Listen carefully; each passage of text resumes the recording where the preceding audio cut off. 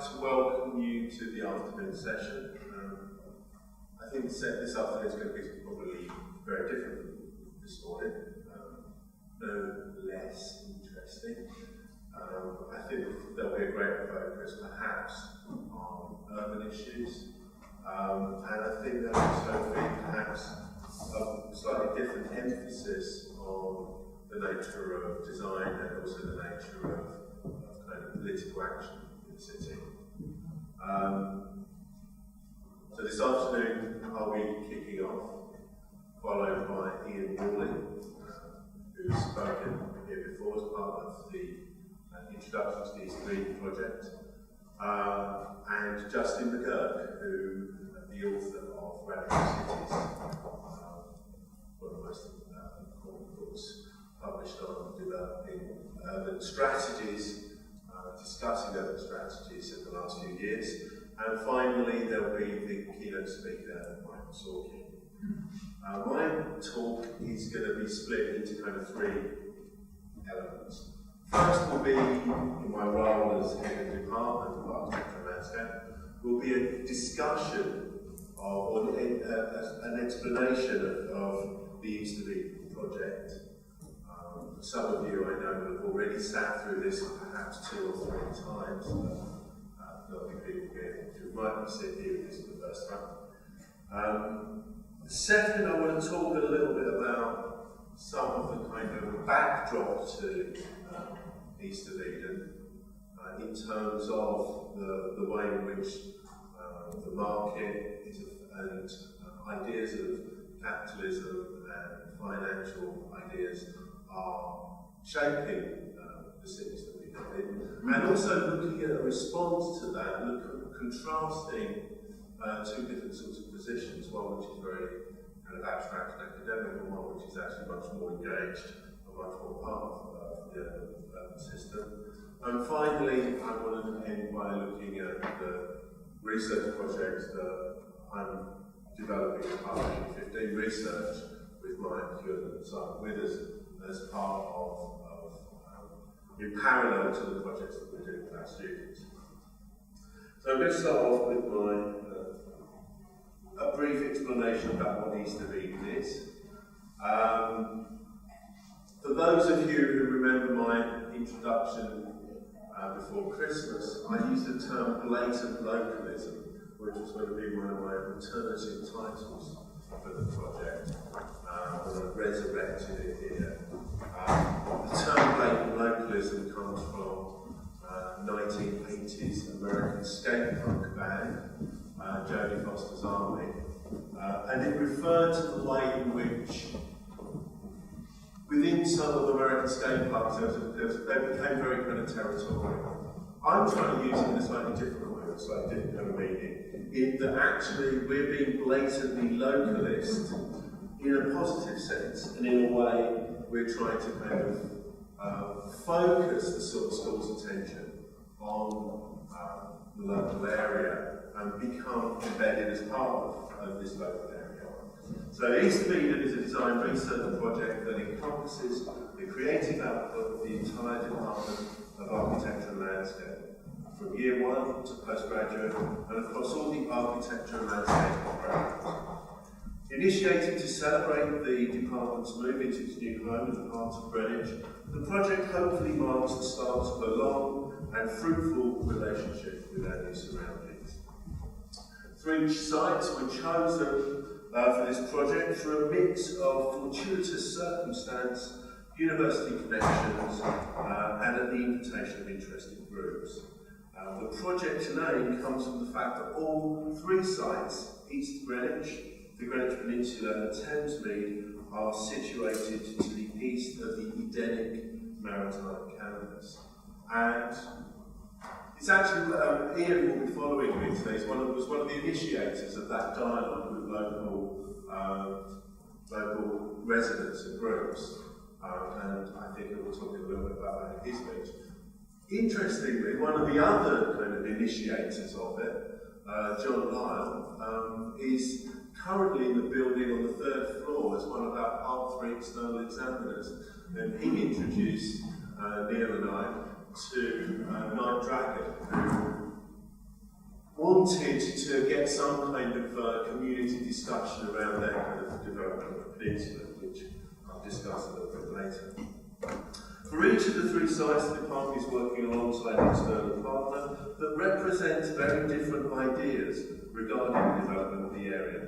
In East Greenwich, we're working with East Greenwich residents and the Greenwich Society. On the peninsula, we are principally working with Hong Kong-based developers Nic Clear, although more latterly we've also been discussing ideas with IKEA, something I'll talk about later. And at Thamesmead, we're working with the Peabody Housing Trust.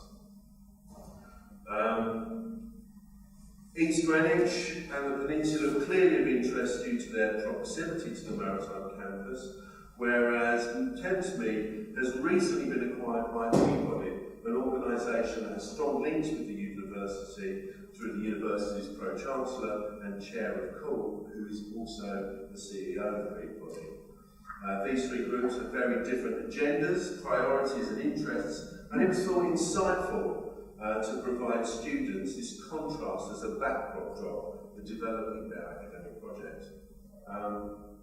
This is an aerial shot of East Greenwich. It's actually quite difficult to decide where East Greenwich starts and it stops and the peninsula ends, so often it's not as clear cut perhaps as I initially kind of mapped out in that first diagram I showed. But one of the things about East Greenwich and the peninsula is that it has this kind of remarkably kind of rich industrial heritage.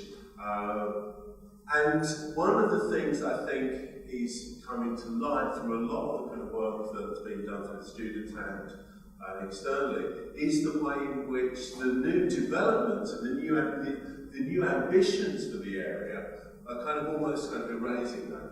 And I think part of the kind of discussion is how does an area change and evolve and develop, but still retains some of the ideas that helped it kind of develop and come into being. Thamesmead presents a wholly different set of challenges, obviously kind of conceived as a kind of iconic modernist housing scheme, but it suffered tremendously from neglect and also from its kind of infrastructural isolation. And while some of that is being kind of addressed through developments such as Crossrail, I think even Peabody is suffering or experiencing kind of extreme difficulties in trying to resolve some of the sort of problems about how to make something on this kind of colossal scale work. And I think when Peabody made a presentation in this room before Christmas, they very much kind of focused on the kind of way in which they were looking at trying to repair and regenerate the existing housing stock. But they didn't really talk about the way in which they were funding a lot of this through speculative developments. So I think, again, this agenda about how even someone like a kind of housing association, which traditionally has offered in a kind of philanthropic way, is now operating much more under the kind of dynamics of the market.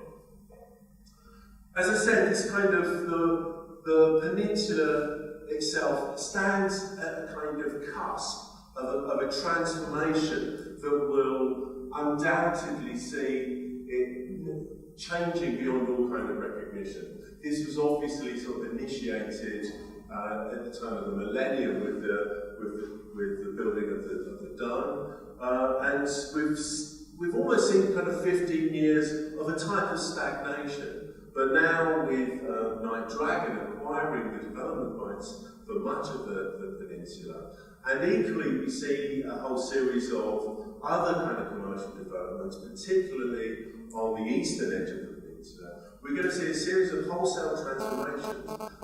And the issue about whether the infrastructure and the support for those transformations is actually in place is hugely questionable.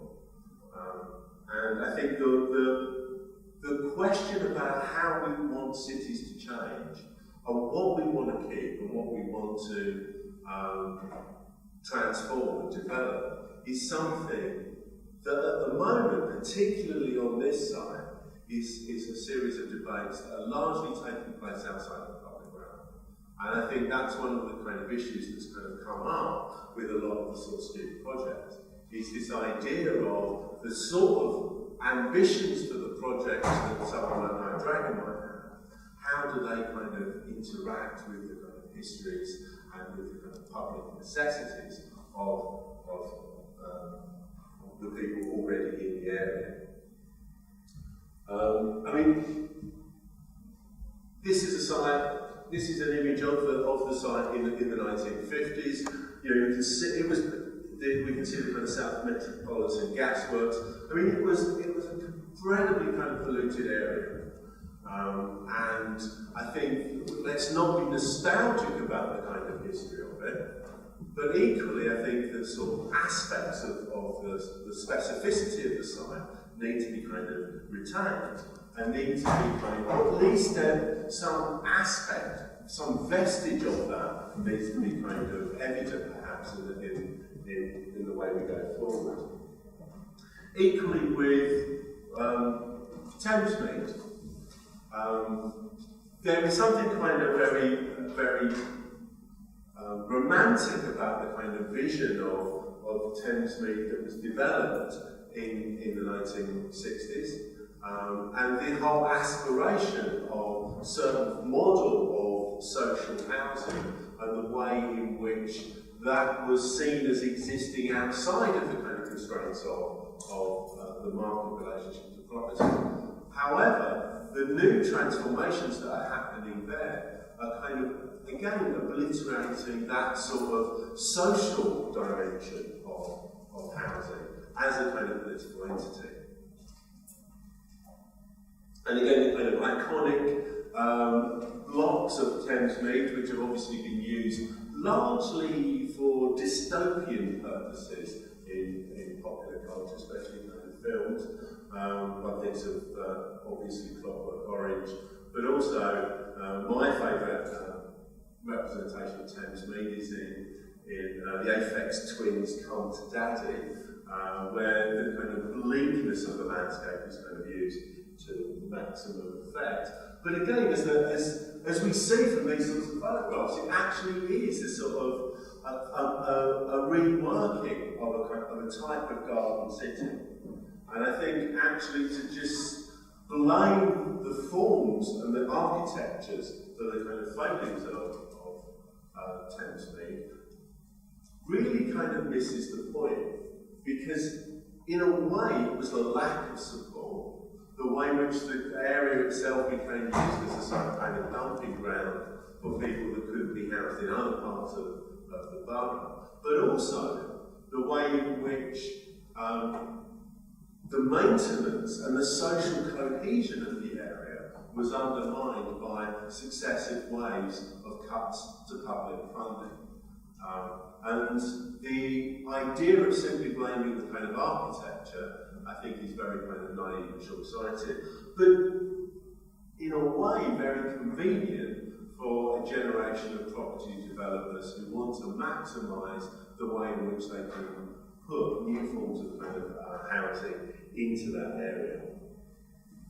Now, as part of the kind of Eastern Eden area, we've had a series of aims for the project, to engage with the local area, develop social, cultural, physical analysis of these sites, to ask questions about the forces that drive the development of the city in the 21st century, to speculate upon a range of strategies that might suggest an inclusive agenda for urban growth, perhaps most importantly, to provide an exciting and provocative range of proposals for these sites, from practical approaches to housing and streetscape, to more esoteric musings on progressive technology and new forms of social action and organisation.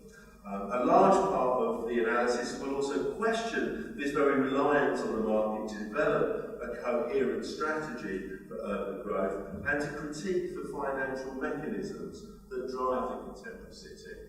And I think that's actually of fundamental importance within a school of architecture and landscape, to look at the way in which our cities are funded and look at the kind of mechanisms that the financial mechanisms that drive the city. And I think that's something that's been very kind of missing from architectural education for the last 20 years. So far we've already organised a series of events as part of the East Greenwich project.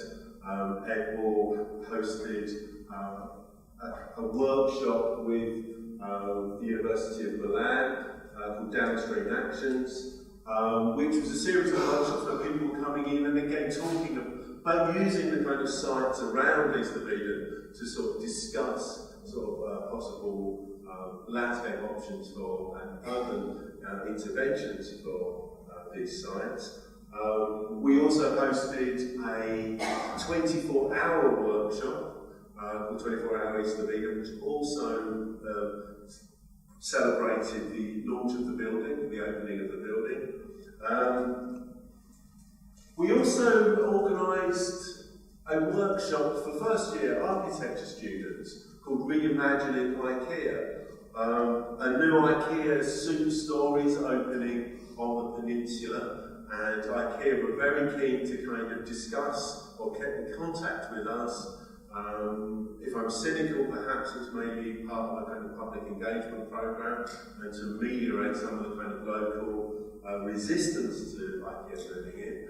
But equally, I think they are a company that's very concerned about its public image and did want to actually be seen to make kind of genuine approaches to local institutions. And so we arranged a kind of workshop with first-year students. You can see with Mike and Simon there, but also Jen Lamb, Anna Crest, and Yorgos Lazos, all kind of ran little kind of studios for a day. The results were kind of very sort of speculative, quite fun, and actually IKEA took these ideas away, and the team that came to visit us as part of this actually used them as a presentation, and we're still waiting to sort of discuss with them where this might lead. Also, obviously, as part of East of Eden, the Works in Progress exhibition that's on at the moment in the foyer. Is again trying to sort of showcase the ongoing work. It's also trying to make for youth, the students, to try and raise the standards and raise the kind of expectations for what the kind of project is going to be. And also, it's just, I think it's incredibly important for students to realise, even very early on in their careers, that what they're doing has a real kind of public dimension to it. And I think the show in the foyer just demonstrates how far we as a department, as architects and landscape designers, have come in terms of the sort of confidence in the work that we're producing. This is the work of Natalie Gow, one of Neil's students in diploma, and our good friend George Arnold in third year. The final output of the project, and one of the reasons for doing the Works in Progress was, I'm showing this as the end of year catalogue. I think that most of you have probably heard me say this already, but I hate end of year catalogues. They're great for mums and dads, they're great for giving away to people to sort of say, oh look, I did this. But actually it's a document for what goes on in a department. I think they're very, very kind of, they trivialise what we do. So the idea is to produce a kind of an East of Eden book covering the output of the student cohort, but also supplemented by other projects, by projects of members of staff, and a wide variety of pieces from external collaborators as well.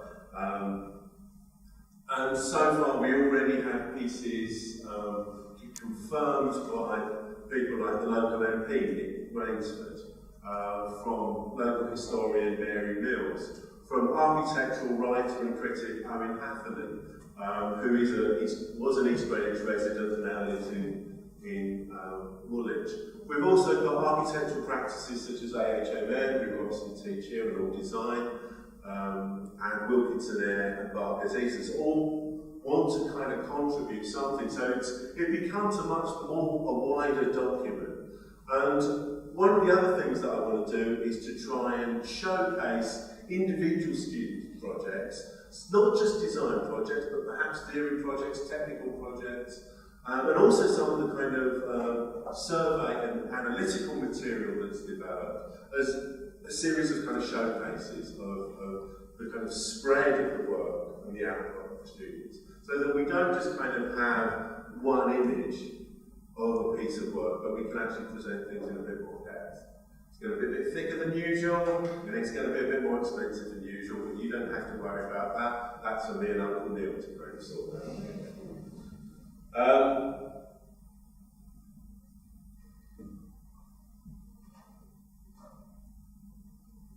One of the issues, I think, that kind of has cropped up, not just in this project, but also it's been part of the current kind of political campaign around election, has been this kind of idea of the dominance of the belief that in terms of the development of the city, the market is the only mechanism through which new housing, new infrastructure can actually be provided.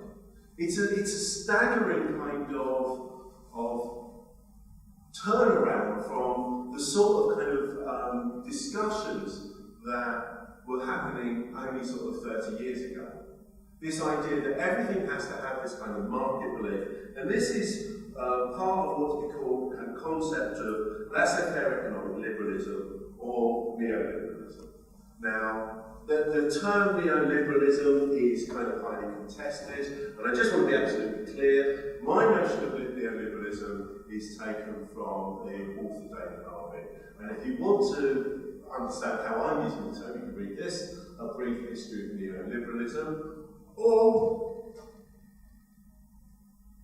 you can watch it in 5 handy YouTube episodes, which I'm sure is much more preferable to most of you. I really recommend David Harvey's work. I think he's a brilliant geographer, a fantastic kind of lecturer. So much of his material is available online, and you know, the lectures that he gives, the kind of clarity that he gives to kind of argument, I think is really kind of compelling. But within this kind of context of this kind of sole belief in the market as this kind of agent of development, I thought it was really interesting to contrast very different sorts of approaches. Now, I'm not going to talk too much about Justin because obviously he's here and he can talk for himself. But before he actually agreed to come here today, and again, as I said, I'm really delighted that he is here. I wanted to, and having read Radical Cities, one of the things that I liked most about it was the fact that rather than just being a critical view of the way in which economic factors have affected certain kinds of cities, it came up with some real kind of proposals. And I wanted to contrast that with the work of Mike Davis, whose especially 2 books, The Planet of Slums and the book that he co-edited with David Bertrand Monk, Dreamworlds, Evil Paradises, Dreamworlds of Neoliberalism, which are absolutely fantastic critical essays on the way in which the contemporary city and the way in which kind of globally sort of development is happening. But they are so unrelentingly critical, and it almost presents a kind of an impossible kind of scenario. The issues of contemporary urban development and mechanisms of neoliberal economics are explored, revealing the devastating consequences of laissez-faire capitalism as promoted by the IMF and the World Bank on the cities, particularly on the cities of the global south. Although that agenda has, since the last financial crash, has changed considerably. In his books, Davis offers this kind of unrelenting and damning indictment of an economic system that not only allows a significant percentage of the world's population to live in abject squalor, but also seems to actively promote this condition to maintain the lifestyle of a privileged elite. One of the most fantastic terms that is used in planning of slums is the term kleptocracy. And the idea that there is a kind of strata of political and social elite that are basically using theft as a mechanism to maintain their own sort of privileged status. In Dreamworlds of Neoliberalism, in Evil Paradises, there are some fantastic kind of essays that focus on particular kind of individual subjects. My favourites are Tim Mitchell's essay on Cairo. This is informal housing. I didn't really understand what informal housing was until I recently went to Cairo. I thought informal housing was kind of shared. These are kind of multi-storey kind of blocks of flats that are built without any kind of building control at all. When you actually look at the kind of structures that are being built, they are in those kind of vertical columns. There were perhaps 4 pieces of steel reinforcing with ties perhaps every kind of 500 to 600 millimetres. So we're talking about incredibly dangerous structures that have absolutely no kind of controls, no kind of legislation on them. And I think when we talk about informal housing, there's a very often a kind of a desire to sort of romanticise it, but this is a serious accident just waiting to happen. And I think again that's one of the. Again, I want to kind of contrast that with Davis's own essay in Evil Paradises about Dubai, and again looking at the way in which this sort of idea of a kind of global dream world is built at the expense of, effectively built at the expense of kind of slave labour. Equally, it's not just these kinds of essays. There's a fantastic kind of essay by Joe Day called Hubris Space, which looks at the kind of development of specific kinds of museums as a way of promoting individual wealth and individual kind of vanity. And also a great essay by the science fiction author China Melville called Floating Utopias, where he starts off by looking at this project called the Freedom Ship, where 20,000 incredibly rich people could live outside of any kind of jurisdiction, not paying any kind of tax, except of course their rent to whoever runs the Freedom Ship, but could live completely outside of these kind of controls. And I think it's the politics of that is really kind of important to understand. But you finish Planet of Slums, or you finish Evil Paradises, and you go, well, what am I supposed to do?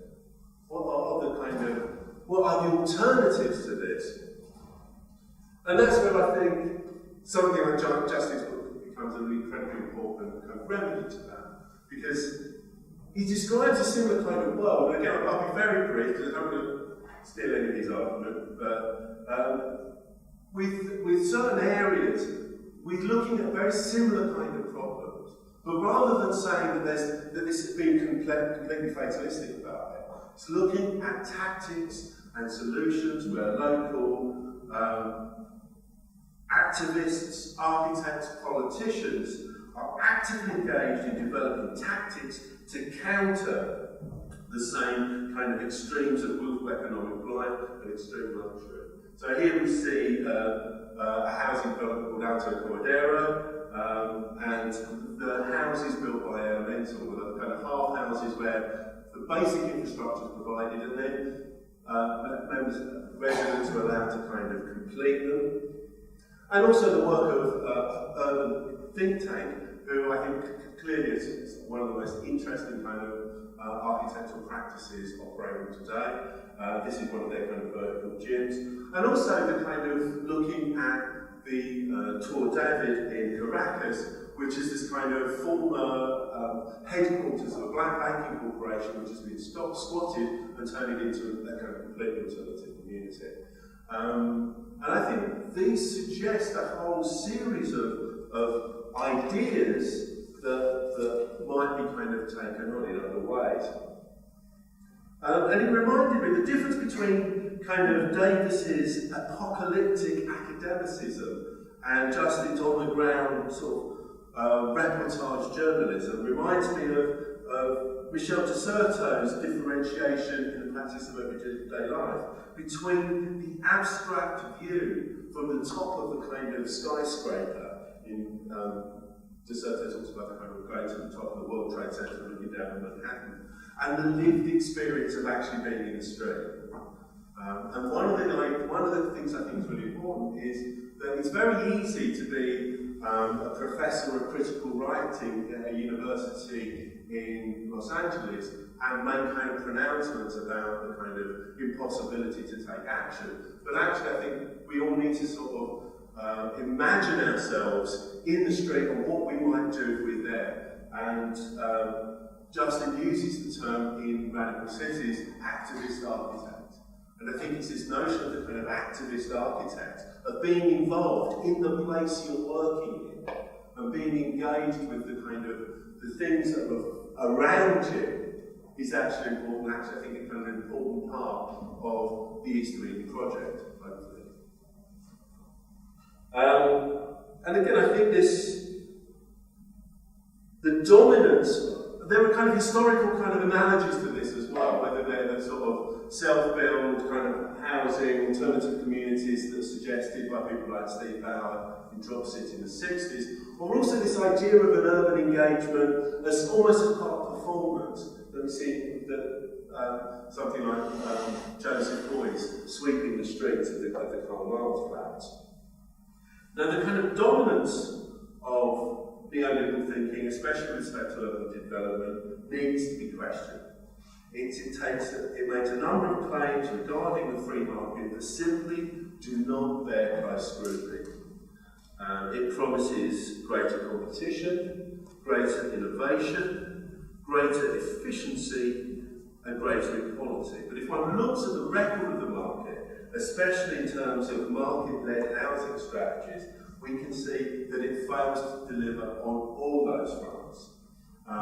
And if you look at the kind of wider political implications of things like the shift from public utilities into privatised utilities on the basis that they will become more competitive, more innovative, more efficient and more equal, what one sees is the development of a series of cartels which actually their main objective is to just simply create greater profits for their stockholders. And don't forget, these were things that were previously owned by the public. Now, they might have been mismanaged before. I'm not again claiming that nationalised industry is a panacea for these sorts of things, but the kind of arguments that have been made to create these kinds of new institutions, or to move the sort of power shift into the private realm, hasn't actually delivered the things that it was predicated on. And I think this is kind of generally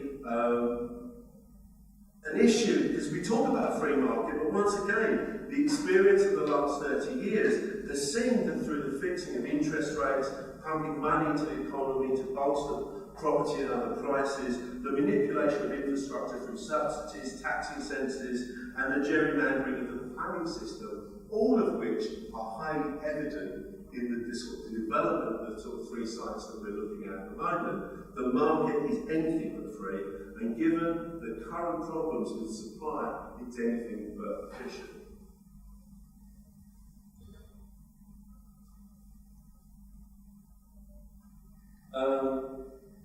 And I just wanted to emphasise again that this wasn't always the case. There were since so much contemporary urban development has adopted neoliberal agenda without question, the idea of an architecture that is not driven by the narrow concerns of the financial system and the trickle-down hubris of the market, it seems like a distant memory. And the idea that we might have cities that aren't just kind of forced labour camps so that you can afford to pay off the borrowing that you needed, the debt that you incurred during your education, and then subsequently the debt that you incurred just to actually have a roof over your head. There were previously other ways of thinking about the cities and other kinds of ambitions for the way in which urban development might exist. which brings me on to year 15.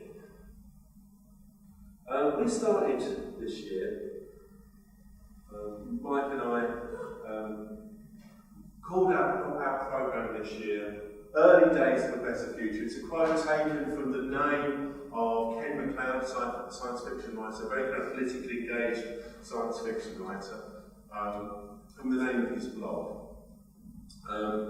And one of the kind of ambitions that we wanted to do was to look at the peninsula, look at the idea of how the peninsula, under the possible progressive technologies that are both current within our culture, but also imminent as well, how they could kind of transform a notion of the welfare state, what the welfare state might mean in the middle of the 21st century. We were thinking kind of 50 years ahead, but our technical consultant, Kim Crosby, who works at Arabs, thinks that 50 years ahead is kind of short-termist. He was saying the kind of projects that some projects he's working on we're almost looking at the end of this century rather than the kind of mid-40s. Now there are a series of kind of texts that were kind of crucial to us in the development of these ideas. They kind of tended to sort of be around three different kind of areas.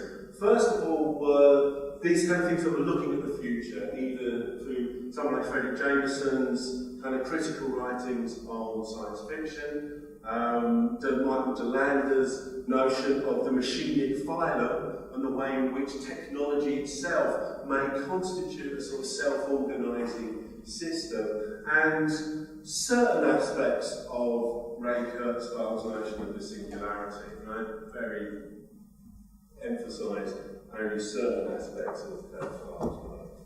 We're also looking at these kind of political ideas of Davis and Harvey, but also people like Tony Dew as well, and his work around, again, this book that he wrote, kind of Ill Fares the Land, which was completed almost just before he died, was a way of trying to kind of argue for a kind of a mistake, regaining a kind of notion of sort of humanism. And he starts with an incredible kind of quote: we know how much things cost, but we've forgotten how much things are worth. And again, this kind of idea of a sort of kind of architectural typologies.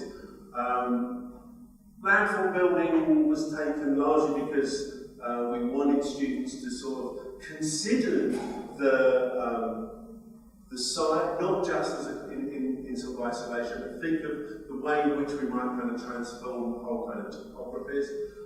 Justin's book, which I have to confess, when I put it on the list, I haven't read it. I had read the Guardian review of it, and it was incredibly complimentary, but I hadn't actually read the book at that point. And then, after a couple of weeks, suddenly everyone noticed that I was beginning to use all these kind of terms and references. And then Mike read the book, and then he started using the same kind of terms and references. So we've become McGurked over the process of the year. And also a very good book called Urban Fiction, which kind of Rehesh introduced us to, Rehesh from Andrew introduced us, which was a kind of historical survey of utopias. And of course this kind of coincided with my own interest and research into the relationship of architecture and science fiction, and more importantly, the kind of idea of architecture as science fiction, as opposed to the kind of architecture in science fiction.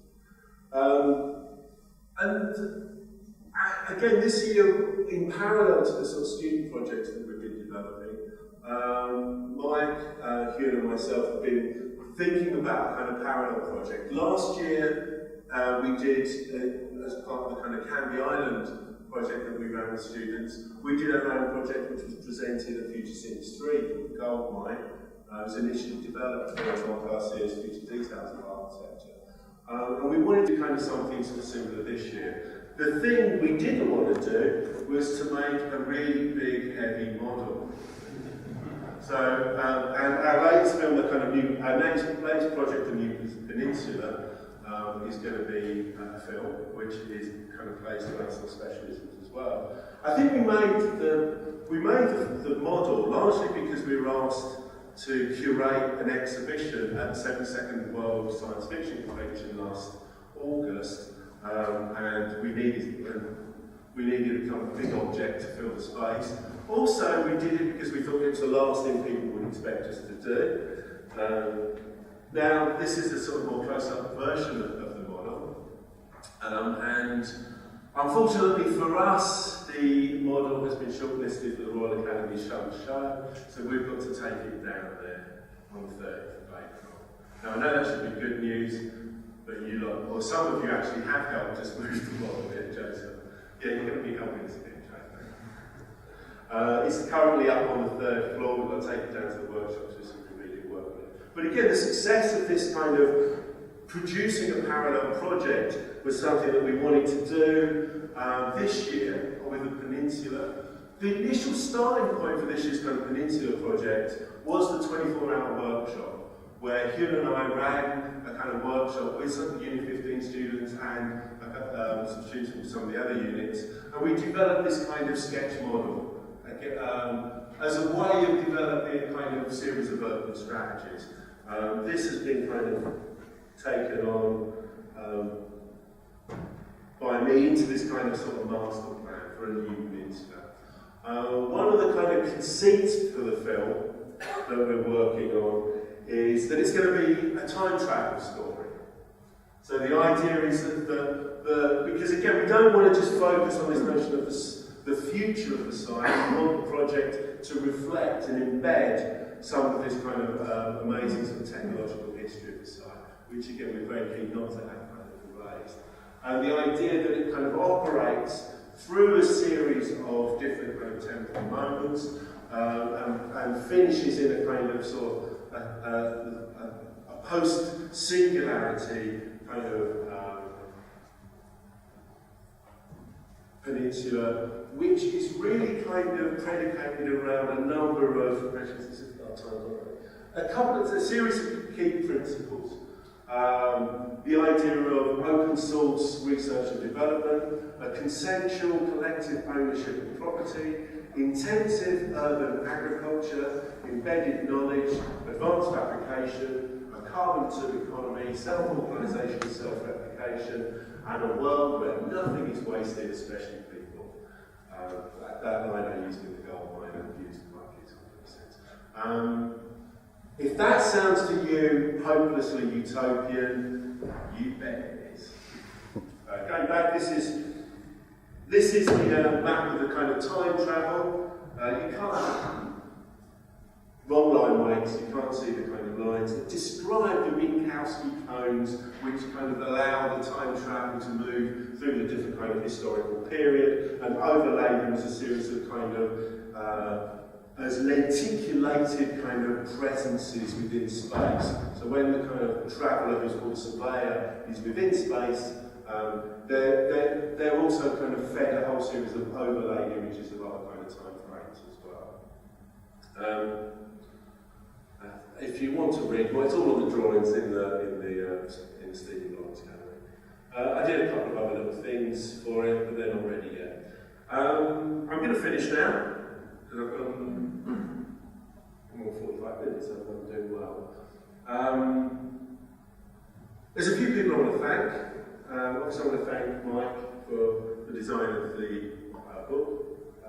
Again, I think it's a fantastic kind of object and a fantastic piece of design that really kind of promotes the values of what we're trying to do at Greenwich.